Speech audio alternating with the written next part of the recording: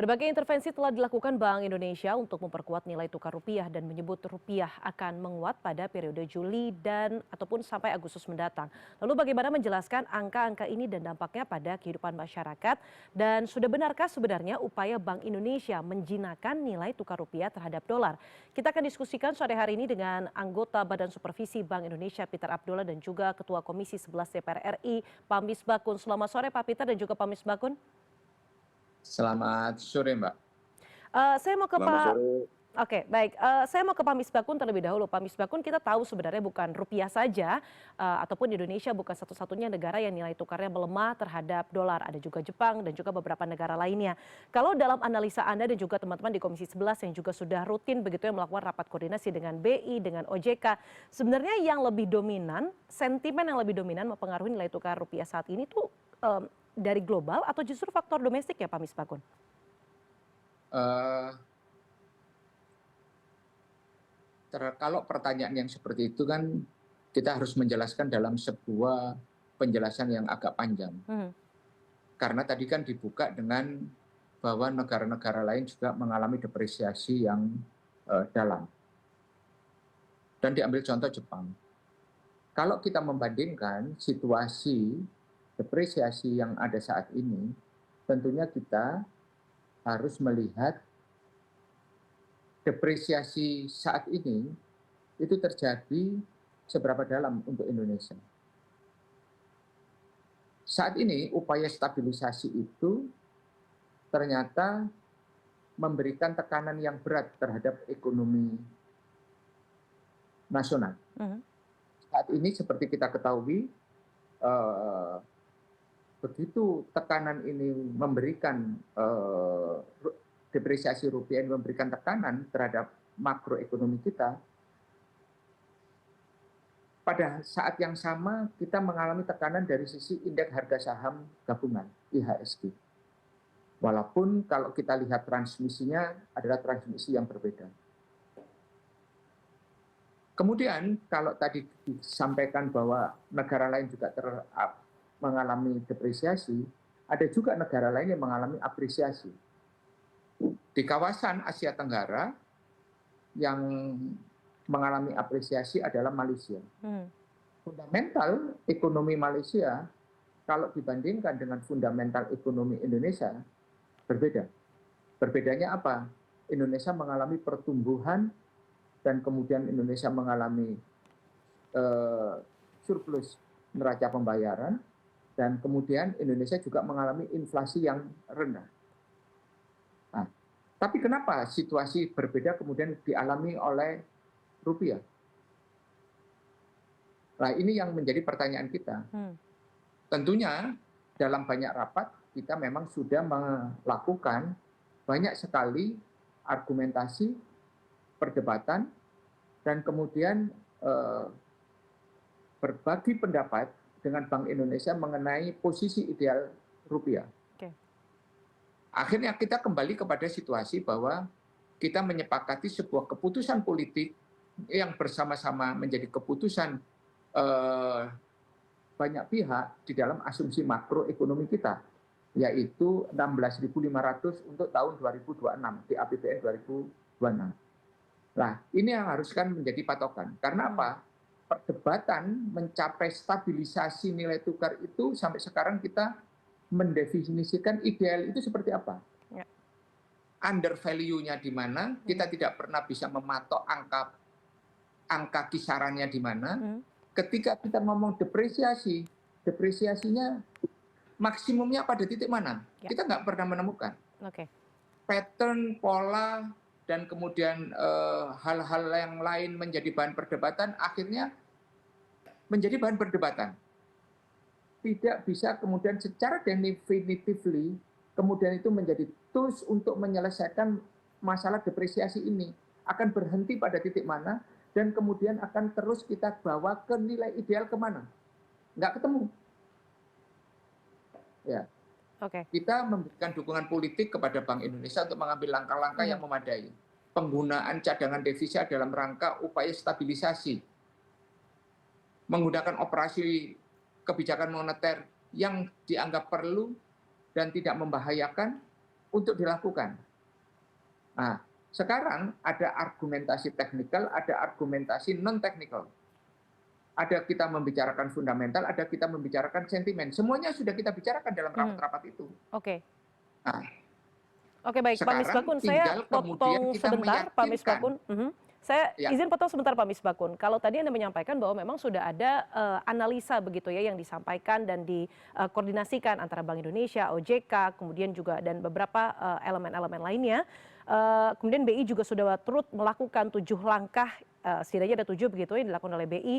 Eh, saya mau beralih ke Pak Peter terlebih dahulu. Apakah hal ini sebenarnya sudah on track begitu untuk bisa menjinakkan rupiah? Karena tadi sentimennya sebenarnya ada banyak sekali. Pak Misbakun menyampaikan, mengelaborasikan dengan cukup jelas begitu ya bahwa tidak hanya sentimen global, tapi kebijakan dalam negeri.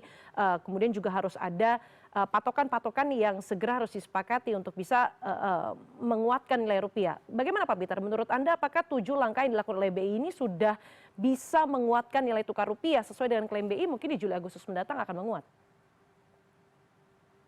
Pertama, saya sependapat dengan Pak Misbakun. Izin Pak Misbakun, ini kata-kata yang disebutkan sebagai sudah cukup itu ukurannya apa? Ya? Kalau kita mengatakan ukurannya nanti adalah rupiah langsung menguat, itu saya kira susah ya kita ukurannya kalau itu ya kita pakai. Ya. Tadi disampaikan oleh Pak Misbakun, saya sangat sependapat, faktor yang menyebabkan pelemahan rupiah itu kan kompleks sekali ya, banyak sekali. Baik itu di dalam maupun di luar negeri ya, khususnya di luar negeri ya. Kemudian tadi disebutkan juga bahwasanya fenomena pelemahan mata uang ini terjadi tidak hanya di Indonesia, tapi di banyak negara, dikarenakan memang kondisi geopolitik global yang memunculkan begitu banyak ketidakpastian.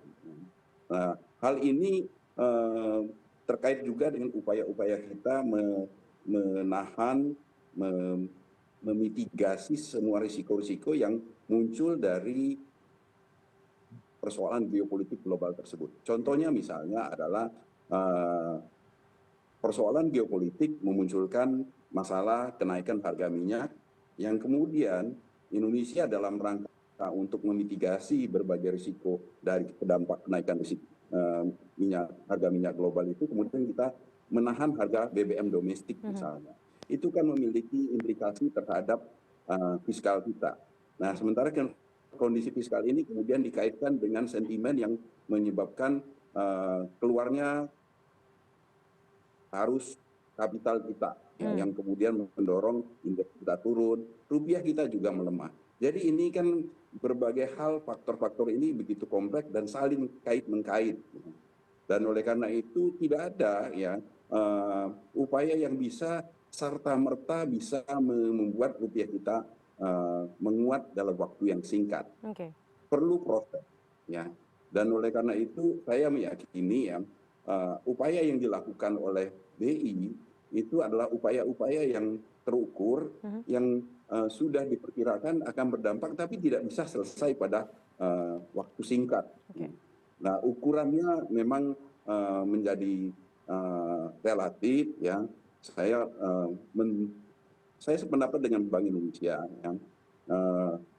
Rupiah ini memang kalau kita lihat dari siklusnya, Mbak, biasanya memang puncak pelemahan itu, tekanan terbesar rupiah itu pada bulan April Mei. Oke. Ya. Baik, Jadi, Pak Peter, saya harus potong sebentar karena kita harus jeda tidak terlebih dahulu. Kita akan jeda azan maghrib terlebih dahulu dan kita akan lanjutkan diskusi ini usai jeda.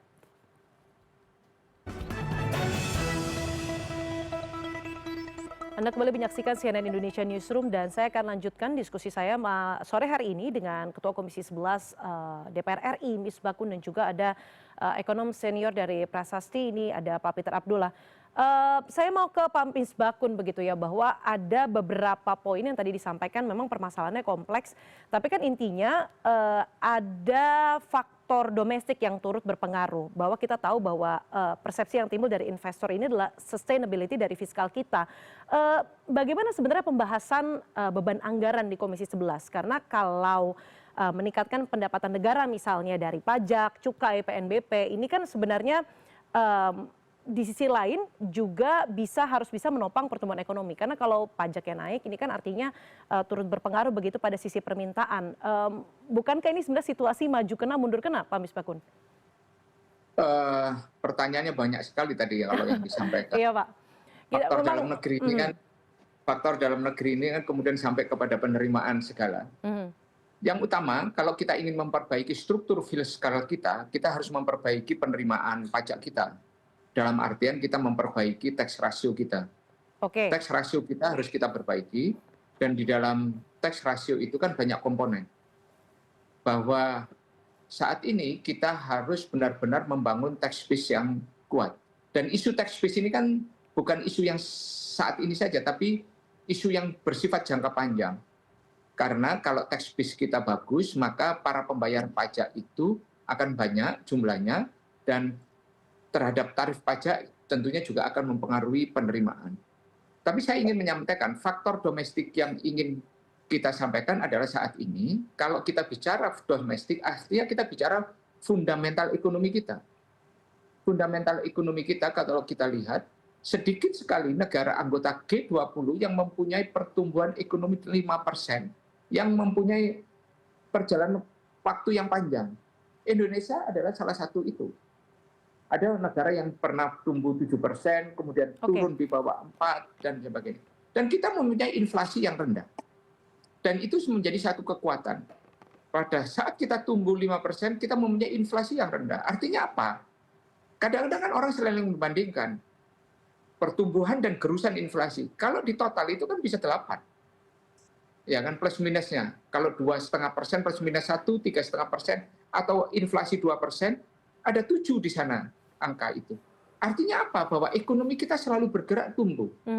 Ada pihak yang mengatakan, ya ada gerusan di sektor, di kelompok kelas menengah, kita melihat dari angka mana? Angka tumbuhnya, penurunan jumlah tabungan masyarakat kelas menengah. Ya, karena apa? Kita juga harus analisis semuanya, apa akibat dari apa semuanya sih? Kita sampai sekarang yang belum dilakukan secara kajian yang secara mendalam, analisis yang mendalam, adalah dampak dari COVID. Scary effect dari COVID ini sampai sekarang belum kita analisis mendalam. Kita memberikan bansos yang begitu besar kepada kelompok masyarakat desil 5 ke bawah, tapi kita punya desil 6, 7 yang rentan, yang tidak pernah kita berikan insentif. Dan mereka lah pemilik tabungan yang selama ini kemudian mereka gerus menjadi konsumsi. Yang tadinya jadi saving, income menjadi saving, terus kemudian itu akhirnya saving itu menjadi consumption. Karena mereka nggak pernah kita topang dengan bansos atau perlinsos yang kemudian memberikan penguatan terhadap supaya mereka tidak mantap makan tabungan. Lah inilah yang kita perlu desain ekonomi kita ke depan. Lah, desain ekonomi yang ke depannya bagaimana yang membuat kelompok rentan ini kita bisa bertahan dan menjadi penggerak pertumbuhan ekonomi dari consumption mereka itu. Nah inilah kalau menurut saya domestik kita cukup bagus. Kita masih PMI kita tidak mengalami penurunan yang drastis, bahkan pada periode tertentu mengalami kenaikan, kemudian turun sedikit, naik lagi itu. Kemudian apa? Indeks konsumsi kita juga nggak turun gitu. Artinya apa? Nah, akhirnya kita menjadi pertanyaan kita, rupiah, kemudian IHSG, itu digerakkan oleh apa? Keluarnya beberapa investor asing. Oke, baik. Nah, faktornya apa? Lah, faktornya harus kita detailkan kenapa mereka keluar dari pasar modal kita. Ya. Kemudian memberikan dampak persepsi terhadap nilai tukar kita. Oke, baik. Nah, inilah yang harus kita selesaikan. Karena itu bukan pekerjaannya BI masalah persepsi. Kalau kemudian itu terhadap perilaku yang tidak ada kaitannya gitu loh. Dan juga bukan pekerjaan OJK dan Bursa Efek untuk kemudian segala sesuatu yang berkaitan dengan persepsi yang indirect itu. Lalu sebenarnya pekerjaan siapa Pak Misbakun untuk bisa mempertahankan? Ya, kerjaan seluruh komponen penggerak pertumbuhan ekonomi. Itu. Tapi pasti Karena harus ada penggerak pemantiknya pertumbuhan bukan ya, ekonomi Pak? itu kan ada contoh, orang mulai menanyakan soal kepastian hukum Oke, dalam berbisnis.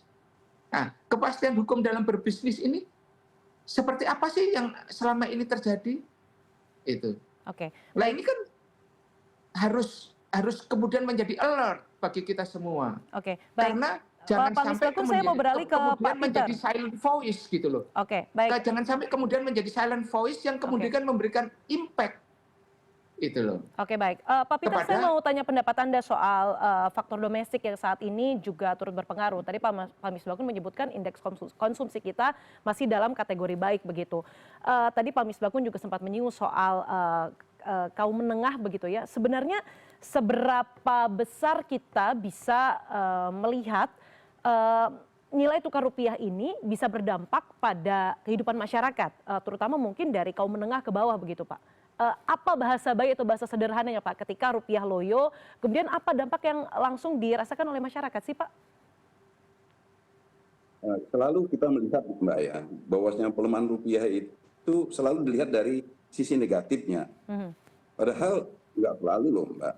Ya. Pelemahan rupiah itu kalau kita tanya kepada eksportir, mereka pada senang tuh Mbak. Ya.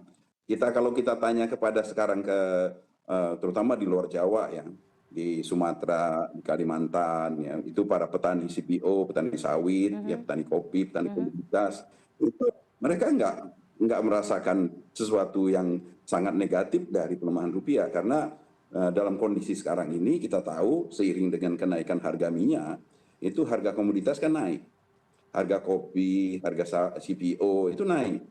Ya, sehingga petani-petani kita yang di luar Jawa ya khususnya yang petani komoditas itu mengalami dua hal yang positif bagi mereka. Pertama, mereka mengalami kenaikan harga dalam dolar dan kemudian rupiah melemah.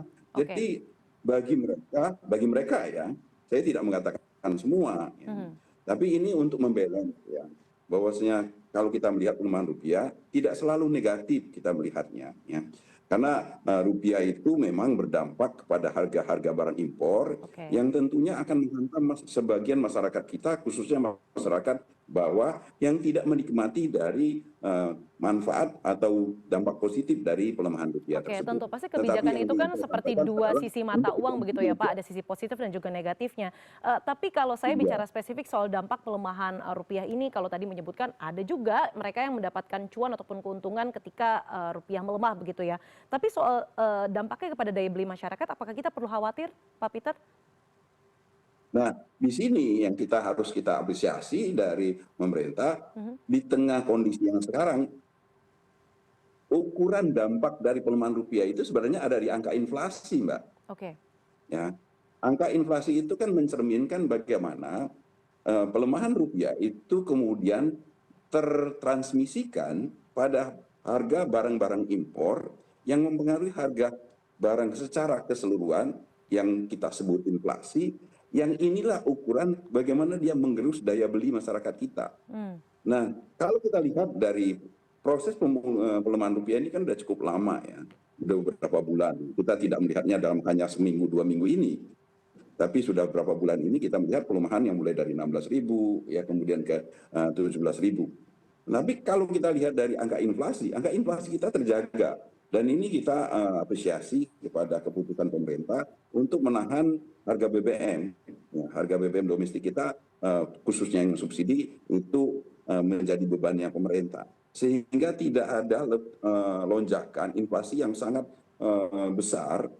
Inflasi kita mesti terjaga di kisaran 2-3%. Dan ini merupakan wujud dari bagaimana kita melihat daya beli masyarakat masih relatif terjaga, walaupun tentu ya kalau kita mengatakan kepada masyarakat lain yang kebetulan memang misalnya menyekolahkan anaknya di luar negeri, mereka itu akan beda. Ya. Tapi kalau kita yang masyarakat biasa yang tidak memiliki kebutuhan dolar, dampak dari pelemahan rupiah itu lebih kita rasakan dalam bentuk inflasi sebenarnya. Oke. Oke, baik. Terakhir saya mau ke Pak Misbakun. Pak Misbakun ini kan artinya mengurai sentimen ataupun penyebabnya itu cukup kompleks begitu. Tapi sebagai pertanyaan pamungkas, Pak, apakah sebenarnya pelemahan rupiah saat ini masih dalam batas wajar atau memang sudah mengkhawatirkan dalam posisi Ketua Komisi 11 DPR RI dari pandangan teman-teman Komisi 11? Kalau saya sampaikan ada dua hal, psikologis dan nilai ekonomi. Dua-duanya mengkhawatirkan. Mengkhawatirkannya karena apa? Nilai ekonominya itu keluar sangat jauh dari asumsi makro kita untuk APBN 2026 yaitu 16.500. Itu adalah patokan yang kita sepakati sebagai keputusan politik bersama dan itu diputuskan bersama-sama keterlibatan Bank Indonesia dan seluruh penggerak ekonomi di APBN yang selama ini mengambil keputusan. Dan saat ini mungkin sore ini sudah sekitar 17.700 dan kalau ibaratnya overshoot, itu overshootnya sudah panjang. Bahkan keluar dari landasan kalau menurut saya. Dan nilai ini kemudian secara psikologis juga sangat berpengaruh kepada masyarakat. Masyarakat yang tadinya tidak membicarakan dolar, mulai membicarakan dolar, dan kemudian ketika membicarakan dolar, membandingkan dengan peristiwa 98 dan sebagainya, yang pada saat itu memang ada pada kisaran angka psikologis 17.000, 19.000, dan bahkan spekulasinya ke 20.000. Dan rally angka yang seperti ini membuat masyarakat secara psikologis terganggu kenyamanannya dan bisa menimbulkan ketidakstabilan baik dari sisi ekonomi dan sosial dan politik. Dan kita harus tahu peristiwa 98 itu kan dipicu oleh kenaikan rupiah yang tidak terkendali. Walaupun masyarakat juga harus dipahamkan situasi ekonomi 98 dengan ekonomi saat ini itu sangat jauh berbeda. Kita mempunyai cadangan devisa yang sangat kuat, struktur ekonomi yang sangat berbeda, kemudian pada saat itu kita banyak hutang pihak swasta yang tidak di-hedging, sehingga memberikan tekanan yang berbeda terhadap struktur ekonomi nasional kita, memberikan beban terhadap keuangan komersial perbankan, sehingga bank mengalami kesulitan likuiditas, kemudian kesulitan likuiditas itu memberikan beban kepada negara untuk melakukan upaya-upaya serius, melakukan upaya penyelamatan. Nah, itulah yang terjadi. Tapi saat ini kan tidak ada perbankan yang sedang mengalami kesulitan likuiditas. Tidak ada situasi pihak swasta yang meminjam dalam denominasi dolar, kemudian sedang melakukan upaya gagal bayar dan sebagainya, tidak terjadi. Situasinya sangat berbeda. Tapi masyarakat membicarakan, gitu loh. Masyarakat membicarakan itu, warung kopi membicarakan itu dan sebagainya. Dan tentunya ini kan menjadi situasi yang situasi yang secara psikologis mengganggu. Nah, inilah yang perlu kita tekankan kepada Bank Indonesia bahwa untuk menjadi alert, menjadi lebih berhati-hati, melakukan upaya yang serius dan sungguh-sungguh melakukan stabilisasi. Baik. Tentu kita harapkan upaya serius dilakukan di semua lini ya Pak, tidak hanya di Bank Indonesia saja, tapi juga semua elemen dari pemerintah dan juga mungkin masyarakat juga bisa sedikit demi sedikit begitu ya menaruh kepercayaan kepada langkah-langkah yang dilakukan oleh pemerintah. Terima kasih Ketua Komisi 11 DPR RI, Pak Misbakun, dan juga ada Pak Peter Abdullah, ini ekonom senior dari Prasasti Policy and Program Director. Terima kasih Pak Peter dan juga Pak Misbakun, selamat sore jelang malam. Selamat sore kembali Mbak. Terima kasih Pak Misbakun.